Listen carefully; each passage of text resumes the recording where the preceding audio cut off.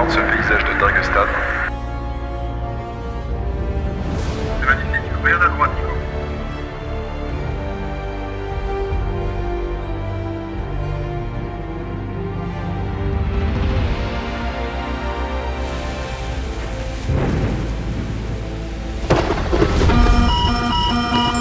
Stan, je crois qu'on a plus du tout le choix là. Ok, Nico, j'active le parachute.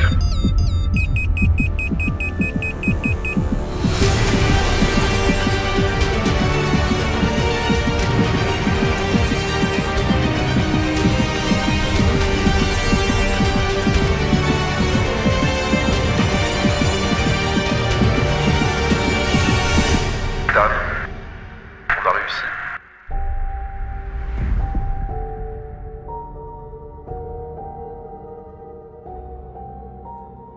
Bonjour à tous les amis, j'espère que vous allez bien. On a une petite surprise. Vous avez été nombreux dans notre première vidéo avec Stan sur le M2 Gen 2 à nous préciser en commentaire les avions que vous souhaitiez qu'on essaye.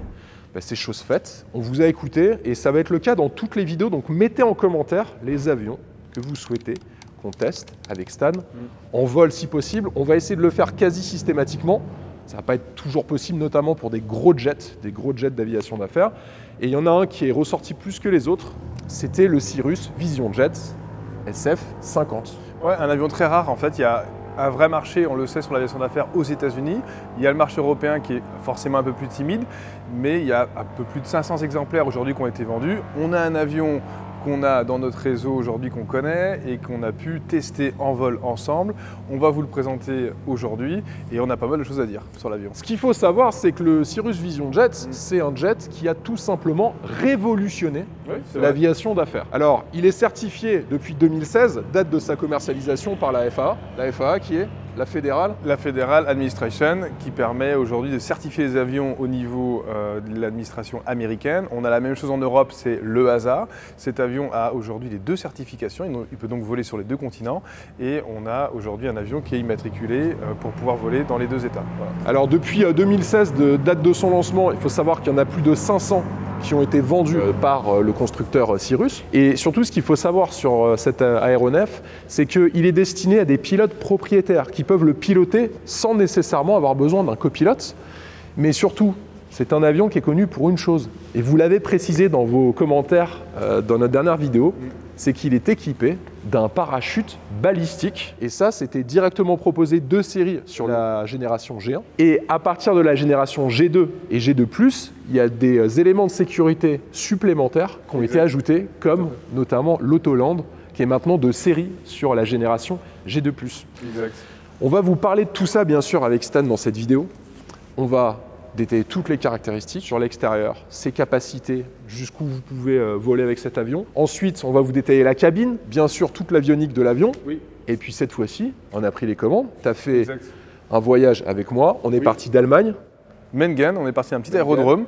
On est arrivé ici à Perpignan en 1h45. Versus 7h30 en train. Ouais, c'est ça. On a mis 7h30 depuis Paris pour rejoindre Mengen. C'était pas facile. Il y a quelques changements. On va vous montrer ce qui s'est passé évidemment dans la partie décollage, atterrissage. Et puis on va vous parler aussi du constructeur. Le parachute, c'est vrai que comme tu l'as dit, c'est un système de sécurité qui est aujourd'hui connu, que Cirrus maîtrise et ce depuis plus de 25 ans. Ils l'ont fait sur les premiers avions qui étaient les SR-22, des petits avions 4 places, et maintenant sur la partie jet aussi. Et comme on le sait tous, la sécurité, c'est ce qu'il y a de plus important sur les vols. Cirrus l'a bien compris. Donc on a et l'autoland et le parachute qui permettent toujours d'avoir le maximum de sécurité. Et ça, c'est tout simplement génial. Ça va vous plaire cette vidéo. Abonnez-vous bien sûr à la chaîne My Private Jet, Instagram, TikTok. On va être sur Snapchat aussi dans pas longtemps, mais surtout activez la cloche de notification. C'est vraiment super important. Des surprises dans cette vidéo, vous allez en avoir certaines, mon cher Stan. Exactement. On y va? On y va, allez, c'est parti. La caverne d'Ali Baba. Nickel. Oui, un beau stock, un des plus gros stocks Porsche de France, voire d'Europe, ici à Bueil. Donc 150 environ. Mika de GT Classic Cars, qui sponsorise cette vidéo de présentation du Cirrus SF50, un jet juste splendide. Oui, magnifique. Ça, vous allez découvrir dans quelques secondes. Mais juste avant, bien sûr, comme c'est toi qui sponsorise cette vidéo, c'est grâce à Michael qu'on peut vous faire tout ce voyage, etc. Ça a permis de tout financer, y compris le fuel. Vous vous en doutez, ça coûte de l'argent, notamment depuis la nouvelle loi Bayrou. Ceux qui font de l'aviation d'affaires savent de quoi je parle. Ça commence à coûter bonbon de voyager vers la France ou en partant de la France. En tout cas, juste pour vous expliquer un petit peu, GT Classic Cars, ça existe depuis un peu plus de 5 ans maintenant. Un peu plus de 5 ans, oui, ça fait maintenant 7 ans en tout cas qu'on a commencé à développer les voitures modernes. Alors on avait commencé bien avant avec Jean-Claude, que tu connais, dans les voitures anciennes, donc la boîte elle date de 2014. Et du coup j'ai un peu modernisé ça il y a maintenant 7 ans pour de la voiture moderne et pas n'importe quelle voiture, donc de la Porsche 911. Surtout, mais pas que. On a aussi un peu d'italienne et d'anglais. Et t'es aussi connu sur les réseaux sociaux avec Instagram et TikTok. Grâce à toi d'ailleurs, c'est toi qui m'as mis le pied à l'étrier. Ouais, mais c'est toi qui as fait les vidéos, c'est pas moi qui les ai faites. Grâce à tes vidéos sur les financements de voitures, parce qu'il faut savoir, ceux qui connaissent les 911 connaissent forcément GT Classic Cars, enfin du moins sur la France. Et Michael est connu pour proposer des financements en crédit ballon à 1 000 € par mois pour les Porsche de dernière génération. En tout cas, 1 000 € par mois, bien sûr, vous avez un apport à mettre sur la table, mais tu peux accéder à des 991, des 992 de dernière génération. Tout à fait. Voilà. Tout à fait, des super belles voitures. Et bien sûr, on peut accueillir les gens un peu partout en France parce qu'on a implanté donc à Bueil, tout proche de Paris. On est également donc à Lyon. On est aussi à Roquebrune-sur-Argent, qui est dans le sud de la France. Et on a ouvert récemment à Bordeaux, donc à Mérignac. Je vous ai mis en description de la vidéo le lien de GT Classic Cars. Merci encore Mika, c'est grâce à toi qu'on fait cette deuxième vidéo de relance de la chaîne My Private Jet. C'est hyper sympa que tu aies suivi le move. Incroyable. Ben, incroyable comme chaîne, en tout cas j'adore moi. Bah, écoute, c'est cool et j'espère que cette vidéo va vous plaire les amis. Donc description de la vidéo, il y a le site de GT Classic Cars si vous voulez vous acheter des pépites de 911 de dernière génération pour 1 000 € par mois. Certes c'est un budget, mais on va dire par rapport au prix en achat comptant, ça reste pertinent et cohérent. Contactez Mika de ma part. Et puis je pense que tu te feras un plaisir de conseiller les gens. De les conseiller et de les accompagner dans un projet en tout cas de passion. Bon, allez, on présente le Cirrus les amis. Je pense que c'est le temps, non? Ça décoiffe en plus. Allez, on y va, c'est parti. Plusieurs générations. Tu as eu G1, là c'est un G1 qu'on essaye les amis. C'est ça, c'est un propriétaire qui l'a acheté neuf. Dès que l'avion est sorti, ça a été un des premiers à être livré en fait, sur cet avion.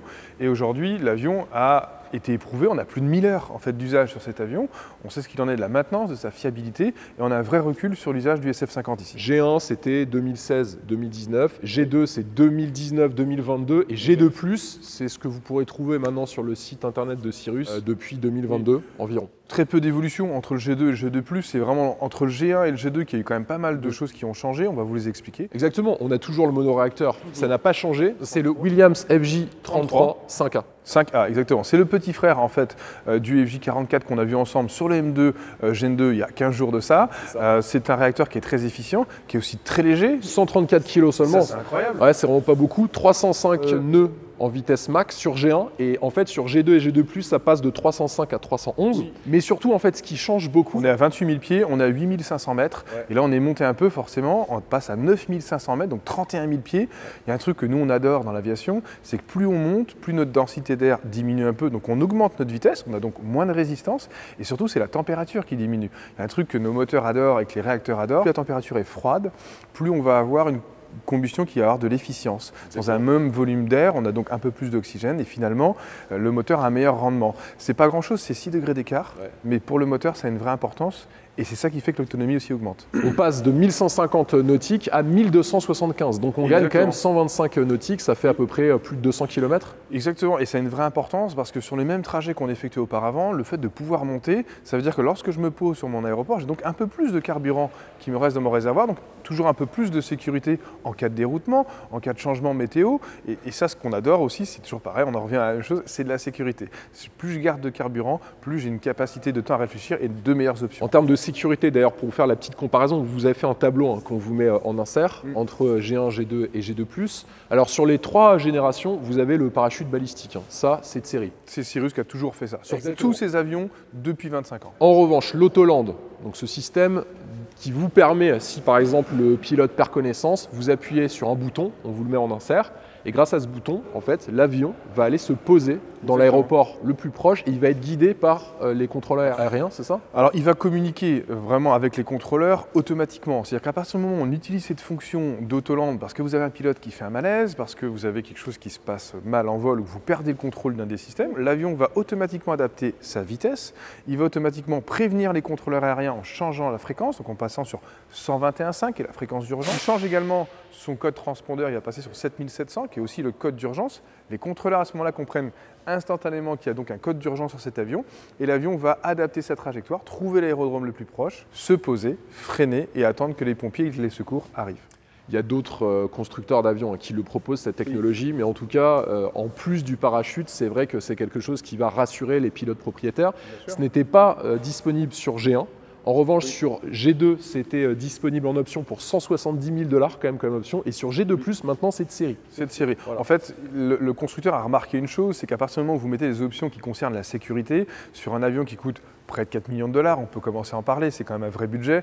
L'option, elle est conséquente au niveau du budget, elle concerne la sécurité, tout le monde la prend, donc à partir de là, elle devient tout simplement de série. Et après, comme autre évolution aussi, maintenant sur G2+, tu as le Wi-Fi et la connectivité. Oui, le G1, on avait quand même une connexion qui était quand même une connexion satellite qui nous permettait, nous, de travailler en cockpit, c'est d'avoir les informations météorologiques avant d'arriver. Ça me permet, moi, d'anticiper mon arrivée, de choisir quelle piste je vais utiliser à l'arrivée. Autre élément aussi, c'est l'auto-throttle qui est disponible à partir de G2 et l'isolation cabine qui a été améliorée de génération en génération. Oui. Donc si vous comparez un G1 avec un G2, le G2 est mieux. Si vous comparez le G2 avec le G2+, oui, ça s'est encore amélioré. Exactement. C'est des petites améliorations. Tu as pu le constater hier, puisque voilà, on a fait nous le vol ensemble hier. C'est un avion qui est quand même très silencieux. De la pressurisation en plus qui se gère en tout automatique. Enfin, pour moi, une excellente surprise. Aussi, vous pouvez le voir sur la forme de l'avion. On en parlait il y a quelques instants. En cas de burst strike, c'est vrai que cette forme de dauphin, ça va protéger le réacteur. Vous le savez, peut-être pas.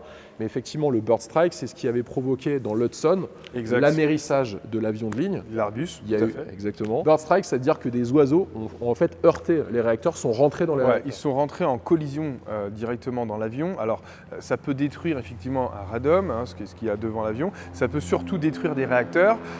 Il est assez rare finalement de rencontrer des oiseaux en plein vol, mais voilà, ça arrive.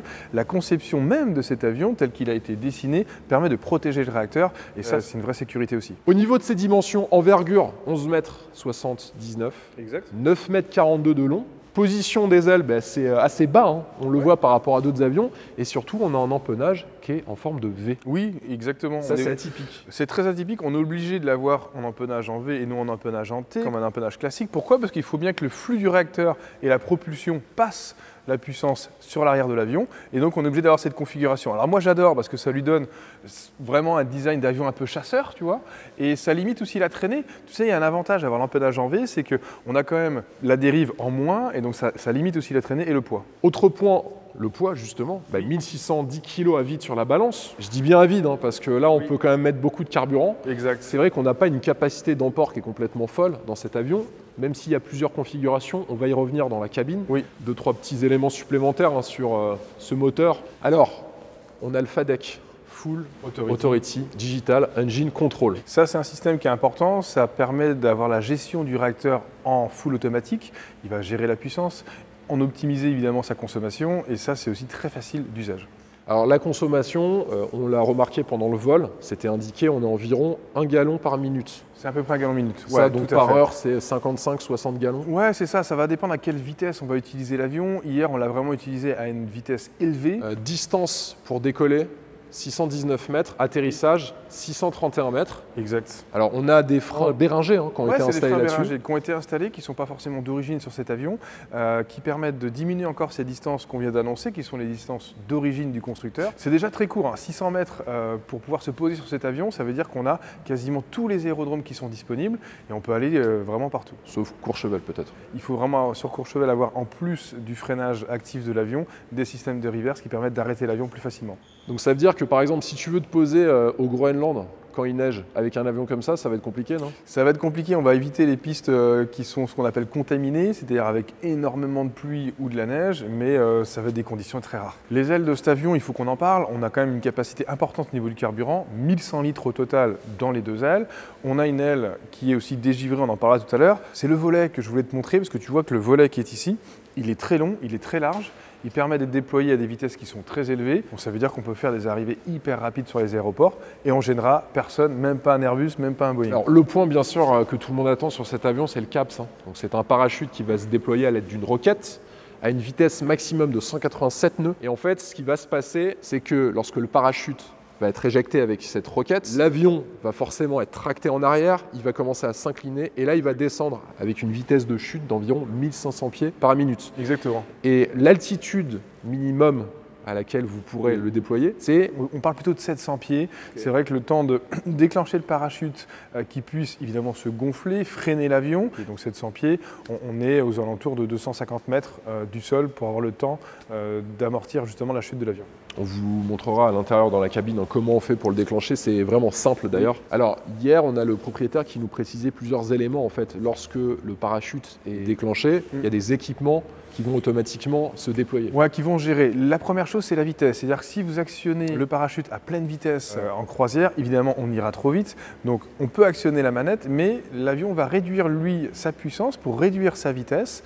À partir de là, même si on a le train d'atterrissage aussi qui est sorti en tour de piste dans une autre configuration, il va rentrer le train d'atterrissage de façon à ce que quand l'avion va amorcer sa chute au niveau du sol, le train d'atterrissage ne va pas perforer les ailes, qu'on aurait des fuites de carburant qui pourraient aussi poser encore d'autres problèmes. Donc tout ça est automatiquement géré. D'ailleurs, il y a une chose là-dessus à vous préciser, et on en parlait hier avec le propriétaire, c'est que l'auto-throttle n'était pas disponible sur G1, donc sur cette génération. Par contre, il était déjà en fait dans l'avion, c'est juste qu'il n'était pas activé, un peu comme dans l'automobile. Oui. Chez BMW, il y a des options qui ne sont pas activées, en fait c'est la même chose. L'auto-throttle, il était que en fonction lorsqu'on déclenche le CAPS, le parachute. Le parachute, tout à fait. Maintenant, c'est de série sur l'avion, et puis tu as vu que ça commence à se démocratiser un petit peu. On le voit sur beaucoup d'avions disponibles maintenant au niveau des constructeurs. Alors là, tu vois qu'on est sur un avion de nouvelle génération, on a des feux LED, ça permet d'avoir des feux qui durent beaucoup plus longtemps, de ne pas avoir besoin de les changer. Les pitot, on en a un de chaque côté, en plus ils sont chauffés forcément, puisque l'avion va voler à des altitudes et des températures qui sont très basses. Un système de dégivrage pneumatique permanent, donc qui permet à l'avion forcément de ne pas perdre en performance, même si on est dans des conditions givrantes. Alors pneumatique, explique-nous un petit peu le fonctionnement de ça, parce que ça je ne connaissais pas. Alors le système pneumatique effectivement est différent du système qu'on a vu ensemble sur le M2 Gen 2. En fait on va venir via un compresseur gonfler cette partie de bord d'attaque pour casser la glace, enfin éviter à la glace de créer du poids et surtout de modifier le flux d'air. Ce qui nous embête beaucoup sur une aile et ce qui nous fait perdre en performance, c'est que l'extrado, comme tu le sais, est bombé, l'intrado est très plat. Si devant tu as de la glace qui vient se coller, on va avoir un flux d'air qui ne sera pas homogène et qui va perdre en portance. Donc pour ça, on enlève la glace. Il y a quelque chose aussi d'important à montrer sur cet avion. Tu vois que le train d'atterrissage qui est ici est un train d'atterrissage avec des suspensions hydrauliques. Tu as vu hier, on a eu un atterrissage hyper doux. C'est pas forcément que les qualités du pilote, hein, évidemment. C'est toi qui es bon, c'est ça? Non, c'est que voilà, on a des amortisseurs qui nous permettent de dire, bah écoute, tu as fait un super atterrissage. Oui, on a surtout des super suspensions et on a fait un atterrissage, tu as vu, extrêmement doux hier. Première fois que tu posais d'ailleurs cet avion? Ouais, c'est la première fois que je posais ce Cirrus. On n'est pas qualifié en tant que pilote, évidemment, sur toutes les machines, parce qu'il faut faire des formations spécifiques pour chaque type de machine et surtout les repasser tous les ans. Donc il faut, en général, dans l'aviation d'affaires, on se limite à 2-3 avions, ce qui nous donne déjà beaucoup de travail. Autre point aussi intéressant sur la dernière version, depuis 2022, G2+, on a l'auto radar powered. Voilà, au niveau de ta navigation, c'est comme un scan. À partir du moment où tu vas arriver dans des conditions météorologiques qui deviennent compliquées parce que tu as un nuage d'orage qui va être devant, ce qu'on appelle un cumulonimbus. Ce nuage est tellement conséquent qu'il est très actif, donc plein de grêle. Et automatiquement, l'avion va se mettre en route et nous prévenir sur l'écran de ce qu'il voit. À nous de l'interpréter évidemment et d'en changer la trajectoire avec l'autorisation du contrôle. Alors attention, l'auto radar powered n'est pas présent sur G1, c'est bien sur G2+. Non, exact. Je tiens à préciser. Oui, si vous allez sur leur site internet, d'ailleurs, je vous invite à aller sur leur site internet, il y a toute l'explication de l'autoradar powered qui est expliquée en vidéo. L'accès qui est hyper facile de cet avion. Et tu vois qu'ici, voilà, en place passager, regarde, je peux allonger mes jambes. J'ai un gabarit quand même assez imposant et en fait, j'ai beaucoup de facilité à rentrer. J'ai même un petit écran ici, si je veux regarder la télé et trouver un peu de temps pour me reposer pendant le voyage. Il faut vous préciser qu'en termes de hauteur à l'intérieur, c'est quand même 1,54 m. Alors on n'est pas dans un stand-up cabine, hein, mais pour un avion de ce gabarit, c'est assez étonnant. Tu vois, moi j'ai beaucoup de hauteur ici. On a de l'espace, l'accès au siège arrière est hyper facile. On peut régler directement notre climatisation, notre température. J'ai des lumières pour pouvoir aussi allumer si j'ai besoin de lire. Des prises USB pour charger mon téléphone. Clairement, on est dans un avion hyper moderne. On est dans une configuration 5 places. Là, le propriétaire, vous pouvez le voir, en fait, il a retiré les 2 sièges du fond. Donc là, il y a 3 sièges. Okay, donc si on regarde bien, en fait, là, tu peux mettre 3 personnes de 1,90 m sans trop de soucis. Et en fait, vous avez 2 sièges supplémentaires qui sont de côté, aux extrémités, qui pour le coup sont faits pour des personnes Pour des beaucoup plus enfants. petites ou surtout des enfants. Voilà, jusqu'à 1m50, ça pose strictement aucun problème pour les 2 petits sièges que tu peux rajouter. Après, pour des gabarits comme nous, tu vois, je suis super bien assis dans cet avion. J'ai un espace qui est vraiment génial et c'est clairement de la classe à faire. Et sachant que le siège avant, là, il est réglé pour mon gabarit. Moi, je fais 1m88, les amis. On fait le même gabarit, tu fais la même taille, Stan. Et là, on peut facilement mettre 5 personnes de 1m90. Exact. Pilote, copilote, plus 3 à l'arrière. Ouais. Après, la problématique, ce sera peut-être le poids et la consommation de carburant. C'est un petit jet pour grand gabarit qui permet de faire tout le réseau européen. On a une soute à bagages qu'on va montrer en plus derrière qui permet vraiment d'avoir de la place en cabine. J'ai rien qui va m'encombrer ici pendant le voyage et ça aussi c'est du confort.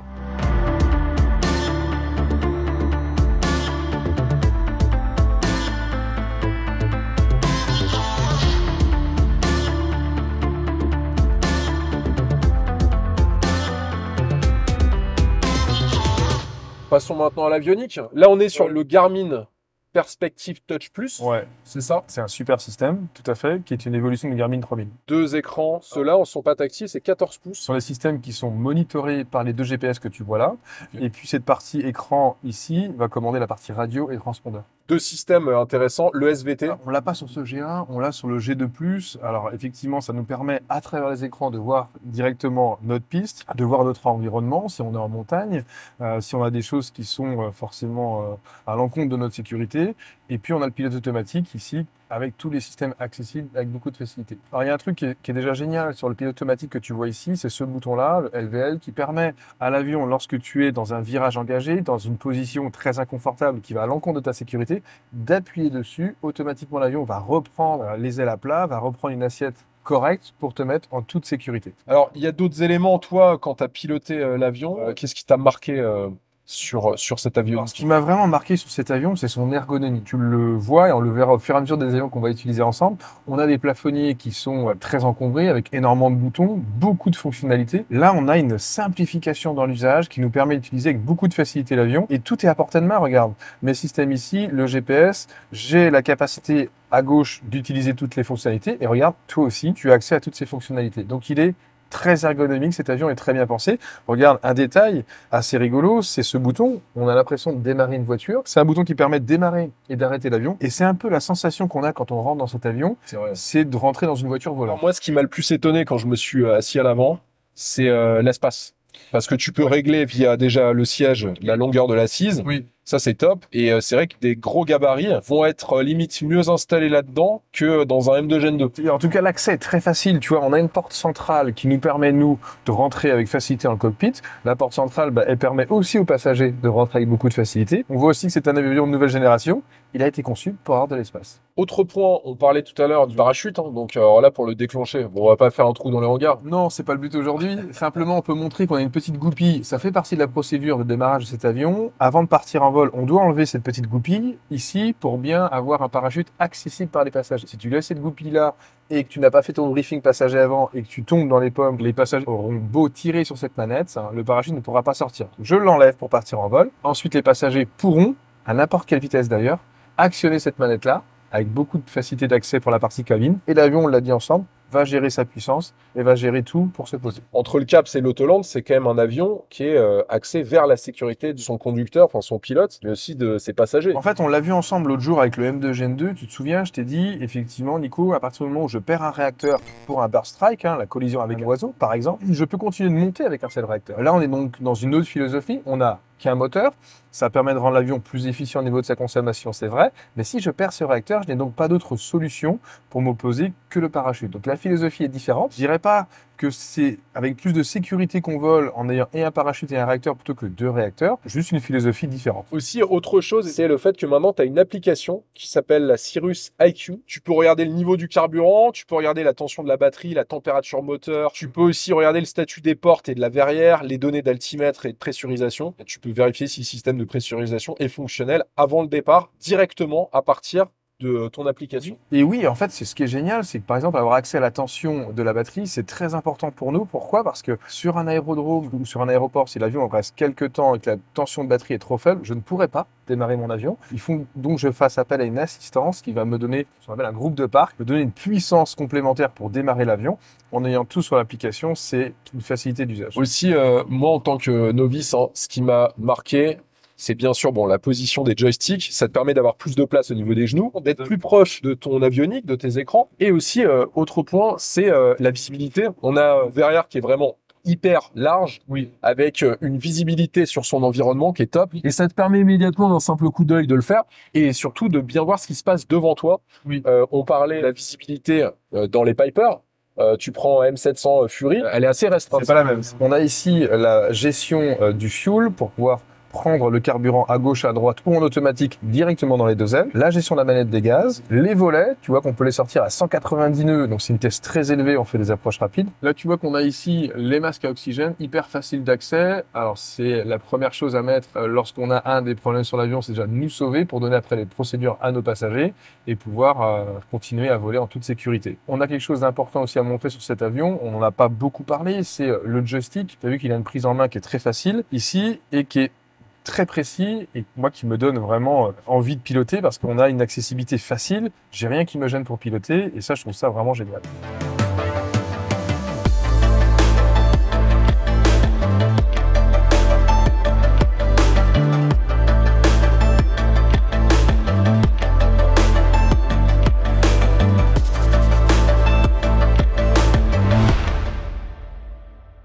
Là on est sur le taxiway. On va décoller dans quelques instants. Il y a pas mal de bruit. J'ai pas mis le casque pour vous parler. Et c'est Stan qui va faire le décollage. Donc je vous laisse un peu profiter de ce qui va se passer devant. À l'arrière, il y a énormément d'espace, hein, comme je vous l'ai montré il y a quelques instants. Et on se sent pas du tout dans un espace contraint. Ça, c'est la bonne chose. On peut voir la tête de Stan concentrée, tel un coureur du 100 mètres, prêt à bondir et à battre un record. Là, je me mets juste derrière eux. Là, ils vont mettre full gaz. Là, ça commence à faire beaucoup de bruit et c'est parti.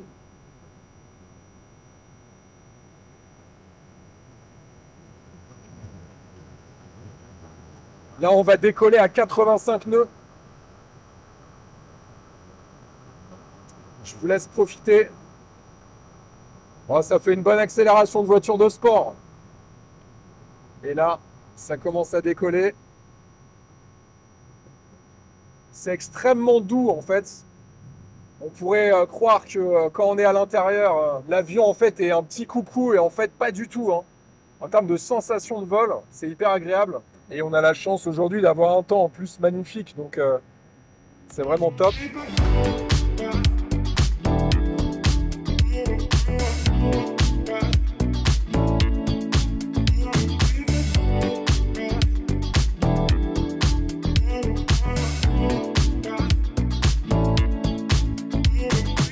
Bon, c'est un petit peu chaud à l'intérieur. Hein. Ce qui est en termes de sensation de passager, ce qui est très étonnant, c'est le rapport entre le gabarit de l'avion et le confort qu'il vous procure. Je ne vais pas vous dire qu'on a l'impression d'être dans un A320 pour faire un Paris-Nice, mais en tout cas, on n'a aucun mouvement, aucune sensation désagréable lorsqu'on commence à décoller.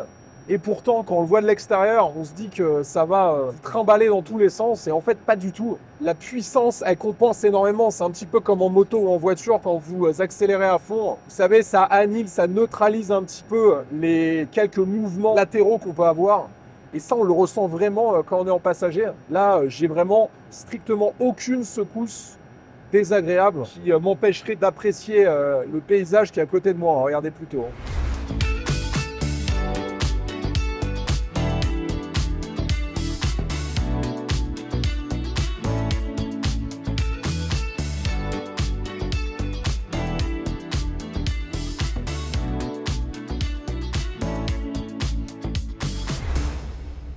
Et là, on est vraiment dans l'arrière-pays des Pyrénées-Orientales, très peu peuplé, voire quasi pas à certains endroits. Par contre, le paysage est époustouflant. Là, on arrive sur la piste de Perpignan-Rivesaltes. C'est Stan qui a pris les commandes, c'est lui qui va poser. Et là, vous allez le vivre en live. Là, on voit le terminal de l'aéroport de Perpignan qui est sur la droite, là-bas. Regardez-moi cette approche magnifique avec notre cher Stan qui a pris les commandes. Alors là, c'est splendide. Hein.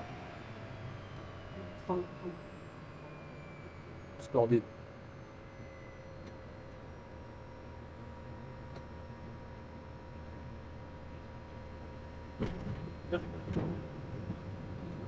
Superbe.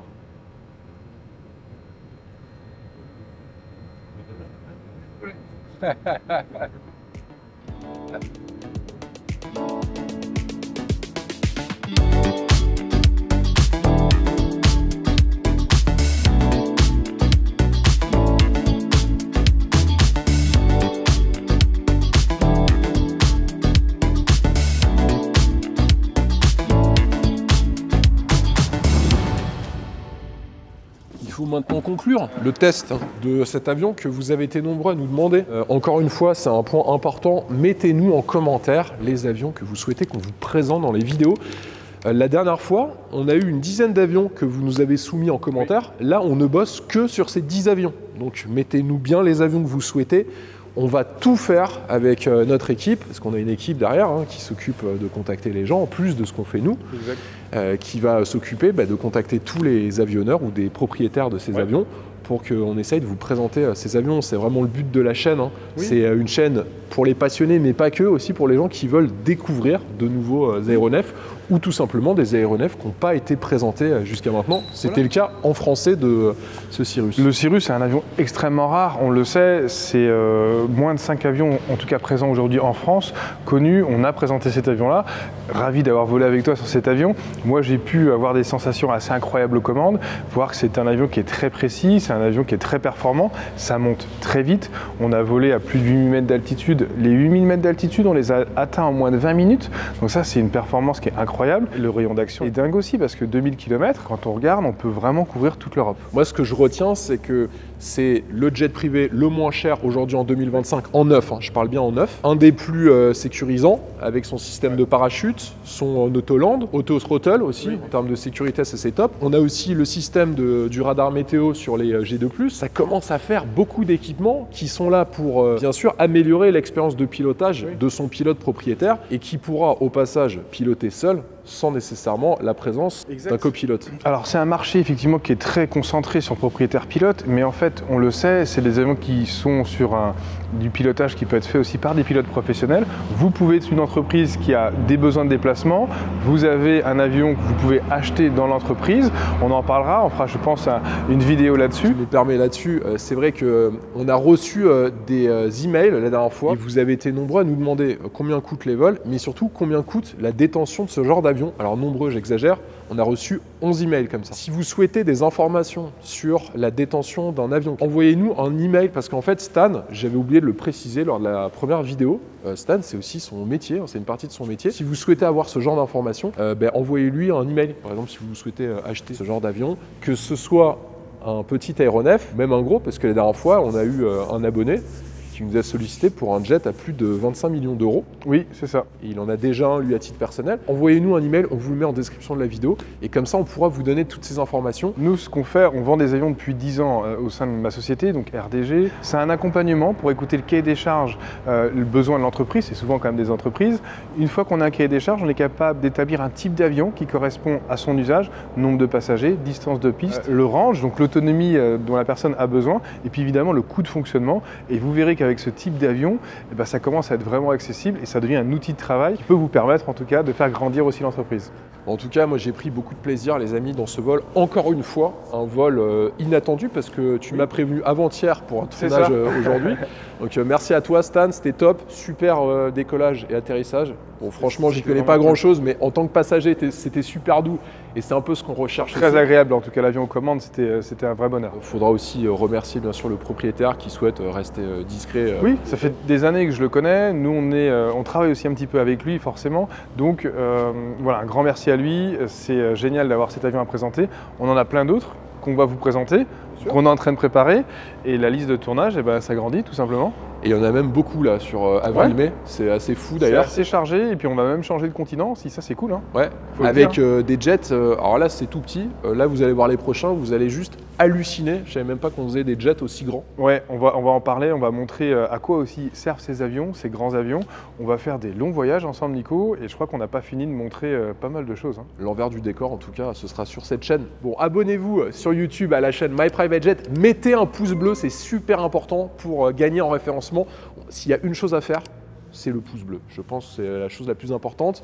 Activez la cloche de notification. Pareil, sur nos comptes MyPrivateJet, Instagram, TikTok, Snapchat, on diffuse que du contenu exclusif. Donc les amis, foncez vous abonner. Ça, c'est super important, Stan. Ça, il faut le dire et je le répète à chaque fois. Foncez vous abonner. Il y a tout en description de la vidéo. Et puis moi, j'ai envie de te dire bon décollage. Ouais, suite au prochain vol. Allez, Merci Nico. ciao, À plus, bye. salut, bye.